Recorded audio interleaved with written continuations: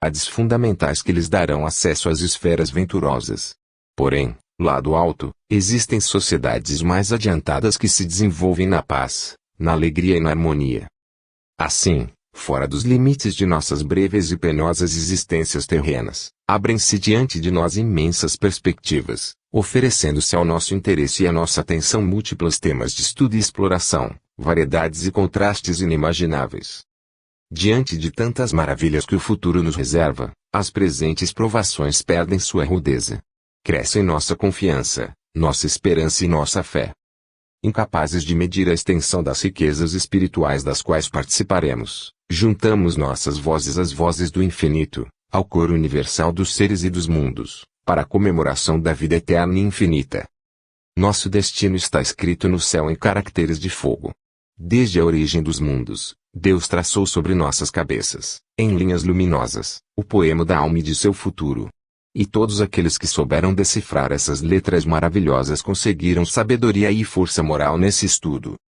Mesmo entre os espíritos de nossa esfera, há poucos que conseguiram visitar e descrever os esplendores celestes e, se alguns, num rápido voo, puderam explorar diversos sistemas e penetrar mais além dentro do infinito, devem logo regressar aos meios correspondentes ao seu grau de adiantamento. Essas longínquas explorações são permitidas ao espírito que delas se torne digno, para lhe mostrar seu caminho de progresso. Elas estimulam sua vontade de adquirir os merecimentos que lhe permitirão viver na sociedade das almas unidas pelo amor dentro da felicidade. Tudo está graduado em nosso progresso. Para alguns espíritos muito jovens, insuficientemente preparados, o conhecimento de certas verdades colocaria em risco todo o seu equilíbrio mental.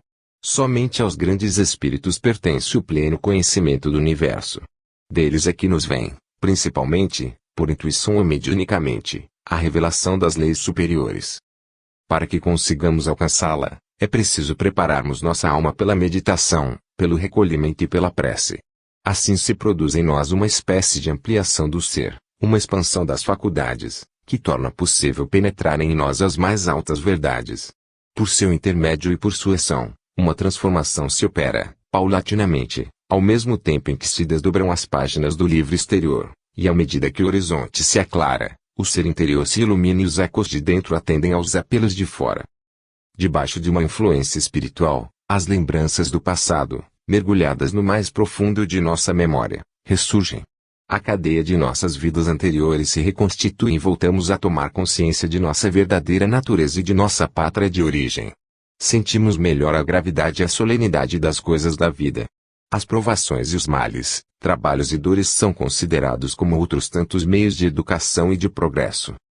Toda a nossa história, através dos séculos, está escrita dentro de nós. Nossas vidas passadas, monótonas ou trágicas, foram se vertendo, gota a gota, no fundo de nossa alma, e como uma água profunda, em cuja superfície nos inclinamos em certas horas, podemos então ver nela refletida, como em um espelho, as imagens do passado. Já ficou assinalado que, nos fenômenos de exteriorização e mediante a visão psíquica aumentada, a criatura revê o lugar onde suas existências aconteceram, as margens da Ática, banhadas pelo sol, onde o mar rebenta seu rolo de espumas debaixo dos ramos dos mirtos e da verdura prateada das oliveiras, as imensas planícies da Síria e do Egito e os colossos de pedra que erguem para o céu azul suas formas geométricas ou seus perfis de animais. A alma reconstitui as remotas civilizações e o papel, muitas vezes obscuro, mas às vezes brilhante, que nelas desempenhava. Vislumbra as brancas cidades cujos nomes harmoniosos marcam como estações a caminhada intelectual da humanidade: Atenas, a joia da Hélade, a cidade querida dos filósofos, dos oradores e dos escultores; Crotona, onde Pitágoras ensinava sua doutrina a um grupo de iniciados; Alexandria, onde os esplendores do gênio grego se misturaram, no crisol do pensamento, com a chama ardente do cristianismo nascente. Os que viveram aqueles momentos deslumbrantes da história não podem evitar um sentimento de emoção, recordando a adolescência ingênua de sua alma, embalada pelos mitos e lendas pagãs, enamorada pelas ilusões da vida oriental. Poderíamos ter uma ideia de tais impressões comparando-as com as que nos proporciona, no ocaso da vida, as lembranças de nossas ricas sensações da mocidade, quando para nós tudo era sedução e encanto. Aí todas as cenas da natureza provocavam em nós verdadeira embriaguez, como, por exemplo, Quando entramos numa floresta espessa pela primeira vez, ouvindo o murmúrio das fontes, dos regatos ou a canção dos ventos entre os ramos, ou quando, do alto das montanhas contemplamos a extensão dos vales e planícies, vendo, ao longe, resplandecer o mar ou desdobrar-se o panorama de uma grande cidade. Quanta riqueza oculta no íntimo obscuro da alma, tesouros de pensamentos e ações, de alegrias e tormentos, acumulados pelos séculos no íntimo da criatura e que a sugestão hipnótica faz reaparecer, quais essas plantas e flores que flutuam na superfície dos lagos, com suas raízes mergulhadas nas sombrias profundidades das águas.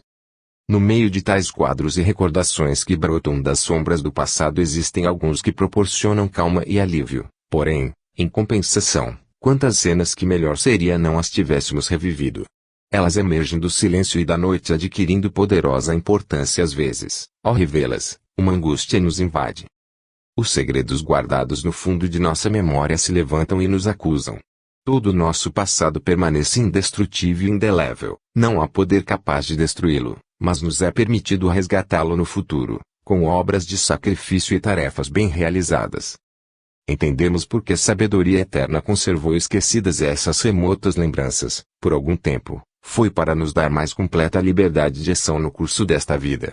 Sem tal precaução, os fantasmas de nossas vidas passadas apareceriam diante de nós sem cessar, perturbando a quietude e a serenidade do presente. O reconhecimento das responsabilidades adquiridas e de suas consequências paralisaria o nosso voo para o alto. Os mais profundos mistérios da alma e do universo continuam sendo ocultos para nós, todavia podemos comprovar que se realiza, no domínio do conhecimento, um sensível progresso. O véu do destino se levanta e a grande lei da evolução se torna exata e clara aos nossos olhos. Assistimos a uma verdadeira transformação do pensamento, sob o ponto de vista filosófico. Ele abandona cada vez mais as posições materialistas que ocupava há tanto tempo para se tornar, agora, espiritualista e idealista, pois já passaram de moda as teorias do átomo e da célula. Além da matéria, reconhece-se a existência de uma força criadora, de um dinamismo poderoso que a penetra e a dirige. Ainda mais acima domina a ideia. A inteligência e a vontade governam o mundo dos seres e das coisas. Aparece a lei e por seu intermédio se afirma a ideia de Deus, que é o pensamento e a força eterna que movem o universo. Ele é a conciliação de todos os problemas e o objetivo supremo de todas as evoluções. Emanam dele as mais altas aspirações do gênio, as intuições do artista e do sábio. Todas as criações de uma arte sublime, os espetáculos grandiosos da natureza, as harmonias do universo, a sinfonia que os mundos compõem entre si nas profundezas do espaço, tudo isso não é mais do que um reflexo, um pálido eco do poder criador. Estudar Deus em sua obra, aí reside o segredo de toda a força, de toda a verdade, de toda a sabedoria e de todo o amor. Porque Deus irradia através de sua obra assim como o sol filtra seus raios por entre a leve neblina que flutua sobre as florestas e os vales. 27. A grande doutrina. A Guerra Mundial marcou o fim de uma época e para nós se inicia um novo período histórico, oferecendo aos homens de saber e de boa vontade uma imensa tarefa. Trata-se de refazer todo o gênero humano, por meio de uma educação, uma moral e uma fé novas. É preciso mostrar às gerações que estão passando a meta que devem atingir, ensinar-lhe o sentido profundo da vida, a nobreza do trabalho e a grande lição da morte. É preciso ensinar a todos que a vida é sagrada até mesmo nos seus aspectos comuns, apesar de suas provações e suas dores, principalmente em razão destas, já que a vida é para nós um supremo recurso de progresso e elevação. Devemos ensinar-lhes que as vidas humildes, obscuras e operosas, quando não representam o resgate de um passado criminoso, correspondem a um processo eficaz de aperfeiçoamento. É preciso demonstrar-lhes a virtude do sacrifício e a vaidade das riquezas que nos prendem à matéria. É pela abnegação que o ser adquire todo o seu poder de radiação e espalha salutar influência em tudo quanto realiza e em tudo que o rodeia. Através de 1000 vidas, o homem deve ir conhecendo todas as alternativas do prazer e da dor, sendo esta última, inegavelmente, a mais fecunda para seu progresso. Essa é a razão pela qual temos mais causas de pesar do que de felicidade. A 16ª tríade diz, tudo é padecer em Abrede, a terra, porque sem isso não se pode conseguir conhecimento completo sobre coisa alguma. O homem deve ocupar, alternadamente, as situações sociais mais variadas, para passar pelas provações e adquirir as qualidades desses diversos meios. As situações fáceis nos estimulam a desenvolvermos nossas faculdades, cultivarmos as artes e as ciências e exercermos a beneficência. As situações obscuras e de dependência nos ensinam a paciência, a disciplina, a economia e a perseverança no trabalho.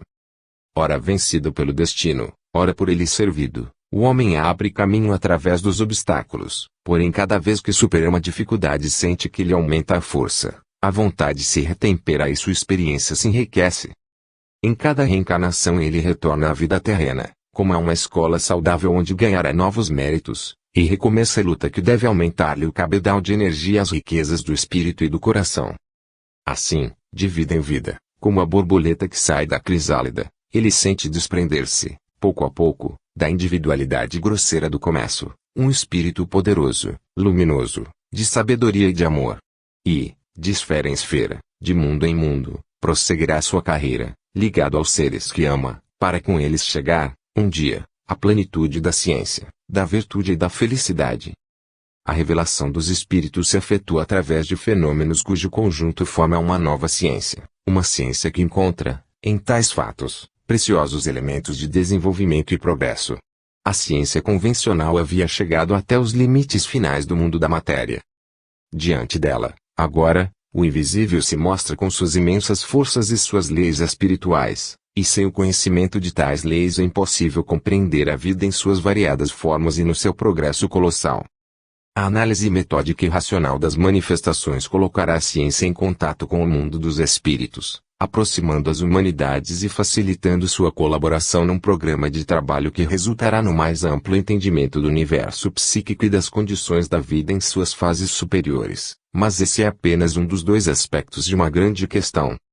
A ciência é necessária, mas não é bastante, porque a corrente científica deve ter, como paralelo e complemento, a corrente popular, que levará às multidões o ensino e o conforto de que precisam. A ciência é complexa e por isso inacessível a maior número de pessoas. O ensino popular deve ser singelo e estar ao alcance de todos. Faz 5 anos que epidemias, luto e todas as desgraças provenientes da guerra causaram cruéis feridas à França. São inúmeras as almas que a dor atingiu, que exigem a parcela de verdade e luz que lhes cabe. Assim, devemos procurar a humanidade sofredora, mostrando-lhe as perspectivas consoladoras do invisível e do além-túmulo, demonstrando-lhe a certeza da sobrevivência e da imortalidade da alma, alegria de se tornarem a ver os que foram separados pela morte.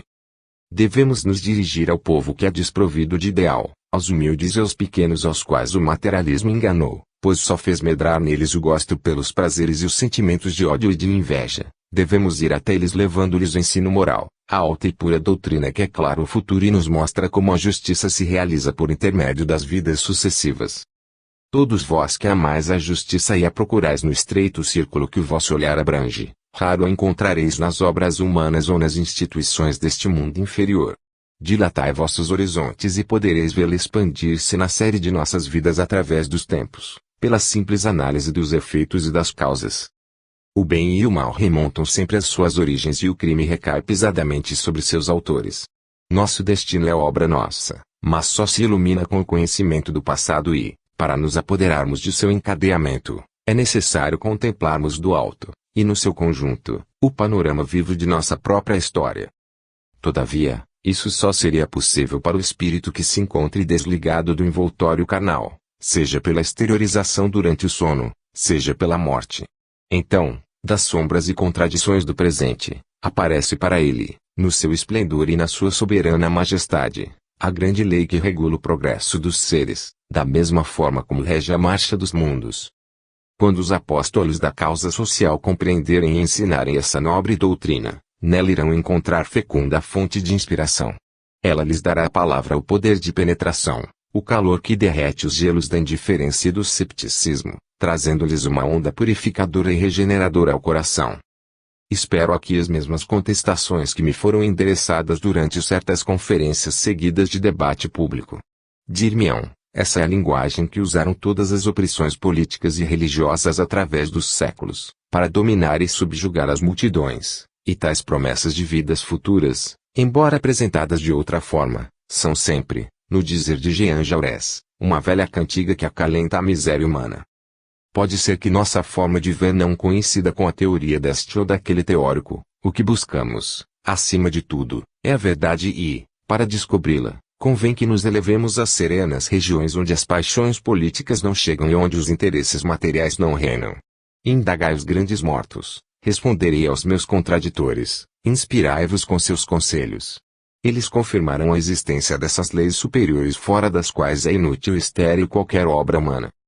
Enquanto limitardes vosso pensamento aos estreitos horizontes da vida atual e não quiserdes ver nela o que ela representa em verdade, isto é, um degrau para subir mais alto, serão inúteis vossas tentativas para criar neste mundo uma ordem de coisas que esteja de acordo com a justiça, assim como têm sido inúteis todos os esforços que vosso talento tem realizado.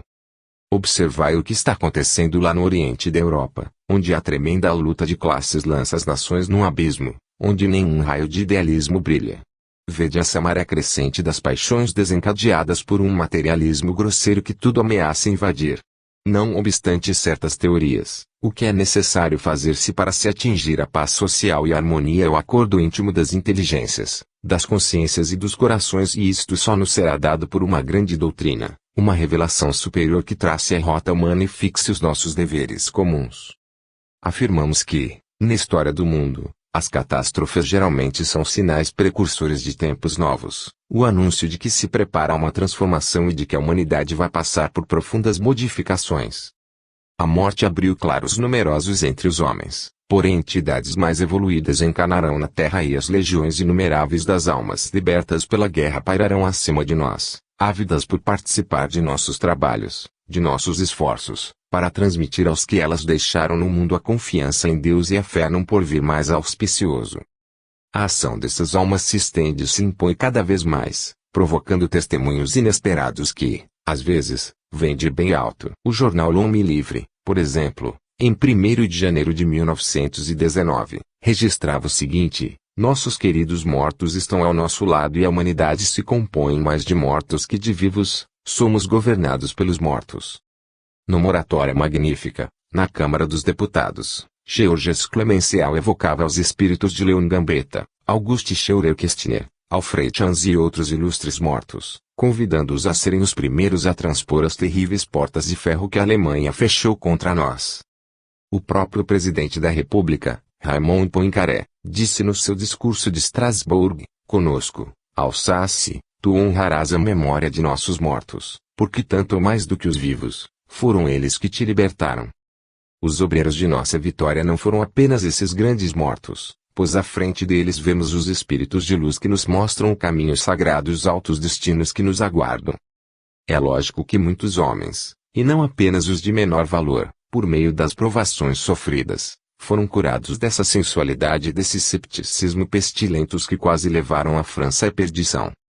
Atualmente, um grande sopro passa pelo mundo, conduzindo as almas para uma síntese onde tudo o que existe de bom e verdadeiro nas antigas crenças vem se juntar às obras da ciência e do moderno pensamento, formando um instrumento valioso na educação e na disciplina sociais. Entretanto, às vezes a sombra se condensa e a escuridão da noite se torna maior em nosso derredor, multiplicam-se os perigos e terríveis ameaças pesam sobre a civilização, porém nessas horas sentimos mais perto de nós os nossos grandes irmãos do espaço. Seus fluidos vivificantes nos amparam e nos penetram. Graças a eles acendem-se, no horizonte, clarões de aurora que iluminam nosso caminho. No meio do caos dos acontecimentos, um novo mundo se delineia. Fim.